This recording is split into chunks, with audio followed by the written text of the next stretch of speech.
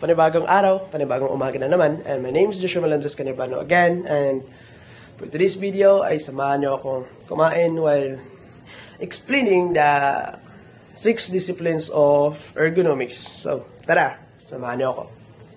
So, hi. Tara. Kain tayo. My food, chicken nuggets, what we call it, tocino, this bulad. I love this bulad though. It tastes good. And also the chicken. This chicken is from Mitsumi. I love the chicken of Mitsumi, guys. Also this one, I don't know what is this. The rice. Not my rice, dagang kay kag rice, guys. Patis. Tara, kain tayo. So, by the way, let's go back to our topic. The 6 disciplines of ergonomics. So, including the including the psychology, physiology, biomechanics, the general engineering, the physics, the anthropometry, diba?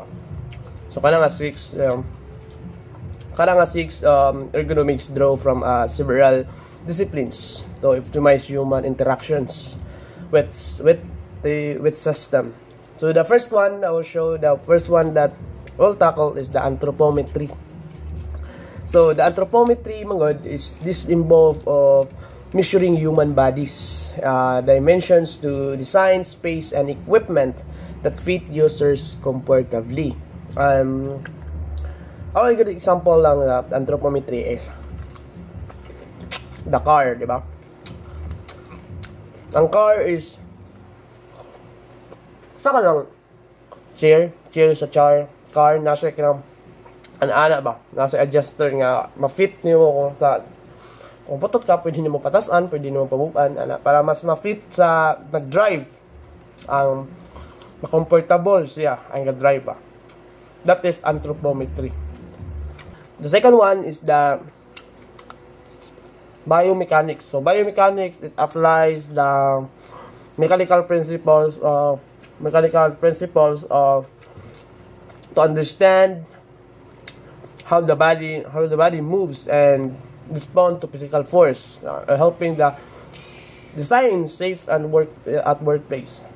So, and biomechanisms naman is, I'll give you examples if kanang lifting, diba?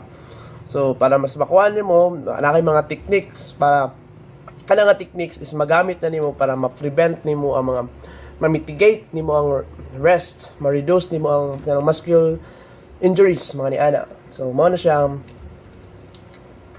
biomechanics.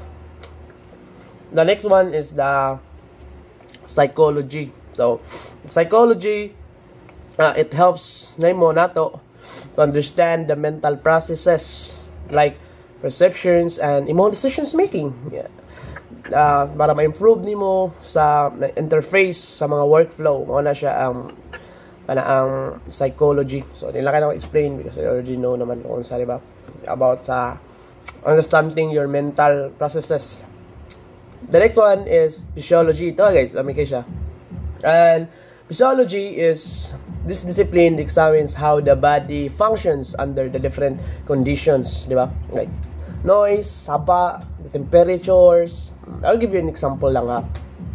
Example is, you're in office. In office, dapat kadang ma-maintain ninyo ang 20% degrees or 24% degrees nga sa temperature para mas yung workflow sa inyong body ay kontrolado ang mao na sa physiology. Kaon ako.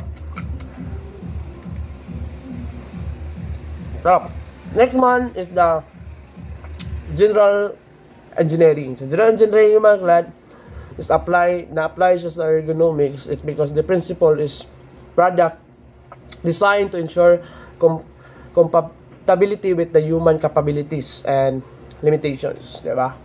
So, example, in handling tools, they reduce the strains of hand during the maggamit sa mga kuan. And the last but not the least is the P6. The P6 naman is in terms of environmental factors like lights, noise, suga, saba, electric fan, mga ana. Let's understand how the physical factors helps in creating safety comfort by controlling lighting levels of reducing noise, pollution, and workplace. So, example here in my place, I'll eating right now. So, nagkaon ko while I'm just eating. Akong lights is disco light. So, do you think na baka tarong kog focus akong gikaon? Or I have in the workplace, I have the work. So, nag-workplace namin sa trabahoan, namin sa call center. Well, nakitabi mi, among light is disco light. Do you think nga nindot siya? Like, well, oh yes sir, sorry sir, mauna siya sir. So again, that's my vlog, and thank you for watching, and I hope you subscribe, and bye bye.